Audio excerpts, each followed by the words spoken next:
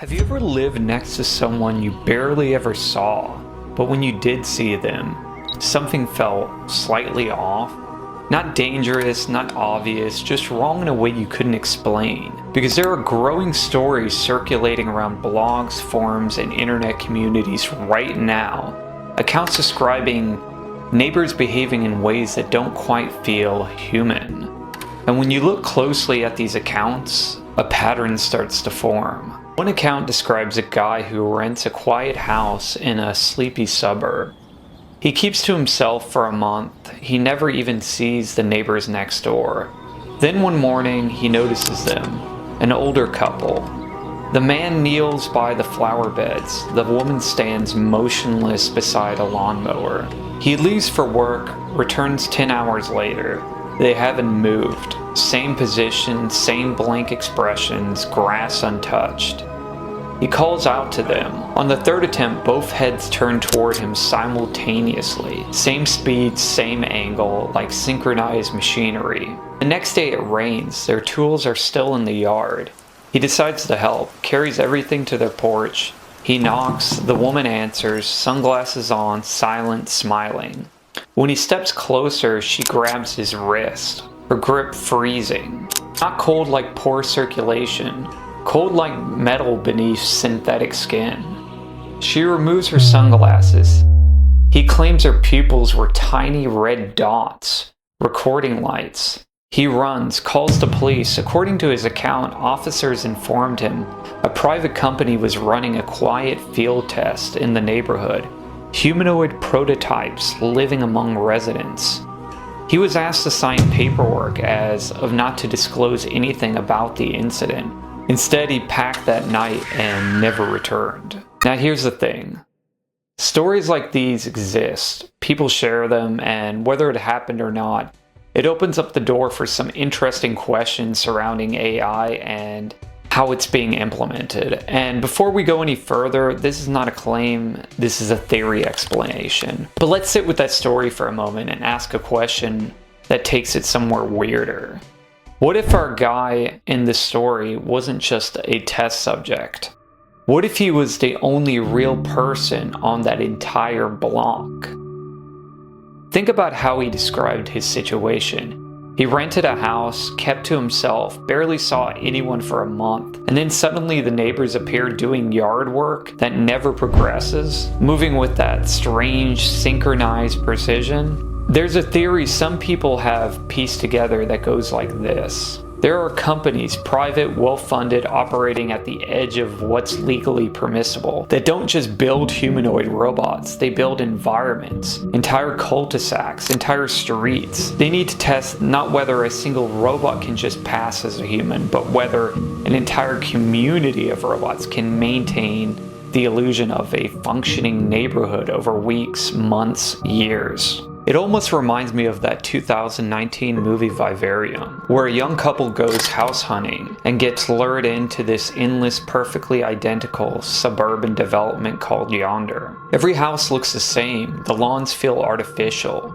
the sky looks painted on, and no matter which direction they drive, they just loop back to the exact same spot. There are no real neighbors, just this suffocating, too perfect normalcy, designed to feel lived in. They're basically lab rats in someone else's idea of suburbia. In the film, it's implied the environment itself is being controlled by a non-human intelligence. And something about that idea connects to a thought I can't shake. It raises a question that actually helps explain why you need at least one human in a scenario like this. Because if you build a fake neighborhood and populate it entirely with robots, who notices if something goes wrong? Who provides the genuine, unprompted human reaction? Another robot? That's a closed loop. That's worthless data. You need a control group. You need at least one real person. So you list a house for rent, slightly below market value, quiet area. You wait for someone who works remotely, someone introverted, someone who won't knock on every door introducing themselves with a casserole. Then you populate every other house around them with units. The elderly couple next door, a family across the street, etc. And and the experiment begins. They're all watching, not maliciously, clinically, in a way. Every time the real resident glances out of the window, every time they hesitate on the porch, every time he almost notices something wrong but talks himself out of it, that's a data point. His suspicion is being mapped in real time. He sees the older man still kneeling by the flower beds at dusk, the woman frozen beside the untouched lawnmower. He tells himself they're just eccentric. Every micro-reaction is logged. The couple doesn't need to be perfect. They only need to be good enough that this one real human keeps feeding authentic data. One living control subject, with the neighbors next door as flawless performers who never break character. All of this data would be used to tune and calibrate new systems of AI. Another interesting thing the guy from our first story said, the police told him a private company was running a field test. He assumed that meant one house. What if they meant every house but his? And here's a part that is kind of eerie that I just thought of. If you were in that situation right now, how would you know? You wouldn't. Because the whole point of the experiment is that you never find out. You live your quiet life, you wave to your strange neighbors, you tell yourself they're just elderly, just shy, just a little odd, and the data set is complete. The test isn't whether they can fool you for a day, it's whether they can become the background noise of your entire life without you ever thinking twice. But now that I'm thinking about it, there's another layer to this, one that doesn't require you to move into a fake neighborhood at all. It only requires you to stay in one place long enough. This idea we're going to call gradual replacement. Hear me out. It would go something like this. Let's start with a real couple. Actual elderly neighbors. They lived there for 40 years, you know them, you've had conversations, they're real. Then unbeknownst to you, one of them passes away or moves to a care facility, or simply stops being seen. A few weeks later, of absence, you notice they're back again. Still watering the flowers, still mowing the lawn, but something is different. Their gait is smoother, their posture is better. You chalk it up to some kind of health checkup, some new upper medication, a good vacation. But what if the people you're seeing now aren't the people you knew? What if they have been replaced?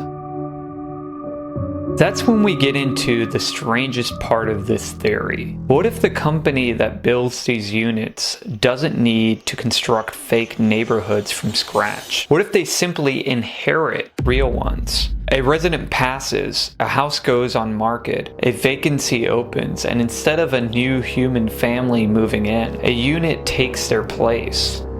Same house, same routine, same approximate appearance.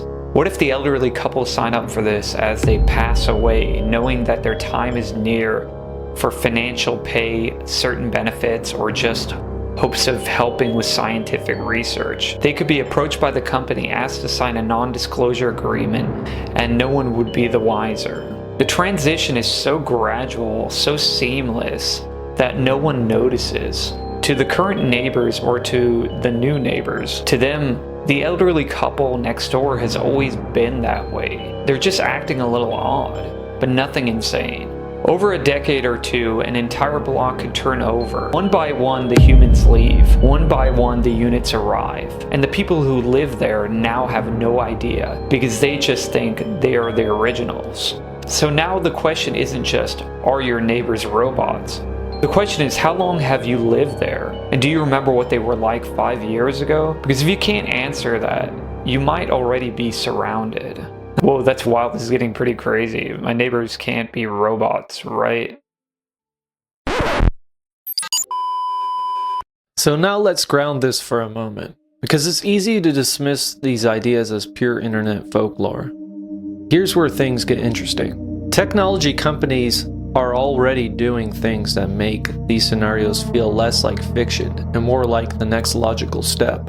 In fact, we know they're already building controlled environments, just not always with humanoids. Google and Waymo have spent years testing self-driving cars inside massive, secretive fake cities. Places like Castle and M-City are 13-hectare sites complete with fake driveways, intersections, and even human actors that wander into traffic. It proves the value of a controlled but realistic neighborhood environment. And the robotics industry is taking the same logic and applying it to humanoids. The company 1X recently announced plans to test its humanoid robot, Neo Gamma, inside a few hundred homes. Now here's the twist. Most of the early models aren't fully autonomous. They're controlled by humans in remote centers. It's a technique called the Wizard of Oz method. You see a robot acting perfectly natural, making coffee, having a conversation, but there's a ghost behind the machine. A human pilot. So the infrastructure for testing synthetic residents in a real environment, it's not theoretical. Think of what a normal neighborhood contains. Daily routines, cars leaving for work, packages arriving, trash cans being rolled out, people walking dogs, neighbors making brief small talk, background life. That's the perfect place to test subtle believability. Can we wave naturally? Can we pause at the right moments? Can we make eye contact without being unsettling? Because humans don't just notice what something is, we notice how it feels. And this is where the uncanny valley enters the picture. It's the idea that when something almost looks human, but is not, it creates discomfort. Not because it's ugly, because it violates expectation. Your brain expects tiny imperfections, tiny randomness. Humans fidget. Humans get distracted. Humans adjust posture. Humans react unevenly. So when behavior becomes too rigid, something deep inside your mind notices, even if you can't explain why. In 2025, a child-sized robot named Rizbot, wearing Nike Dunks and a cowboy hat, was recorded walking around the streets of Austin, Texas. It wasn't hiding. It was flirting with people, roasting them, testing how public would react to a synthetic presence existing in the flow of the pedestrian life. Or take the footage from Warsaw in 2026. A Unitree G1 robot was spotted in the city street, and in a moment that feels almost too absurd to be real, it started chasing a group of wild boars down the road.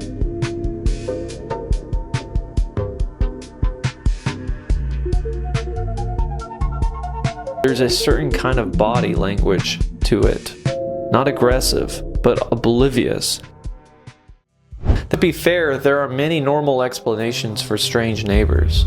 Some people are elderly, some have medical conditions, some are extremely private, some have autism or social anxiety, some simply live highly repetitive lives. Modern life has made neighborhoods more distant than ever. Many people barely know who lives 3 doors down or next door.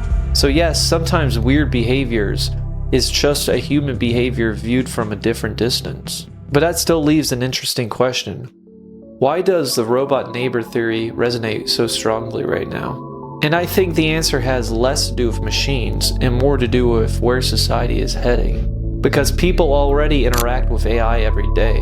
Chatbots, deepfake videos, synthetic voices, artificial personalities online. The physical world is catching up fast.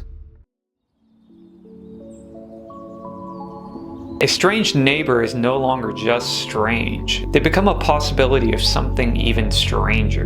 Technology is advancing fast. Humanoid robotic companies are already building systems that walk, carry objects, gesture, and respond to voice commands. So while believable robotic neighbors may sound far-fetched today, many ideas that sounded ridiculous 10 years ago are now normal. Which means the real question isn't whether strange stories online are true. The real question is this: how close are we to a world where they could be true? How close are we to streets where you genuinely can't tell who is a biological, who is real, and who is somewhere in between?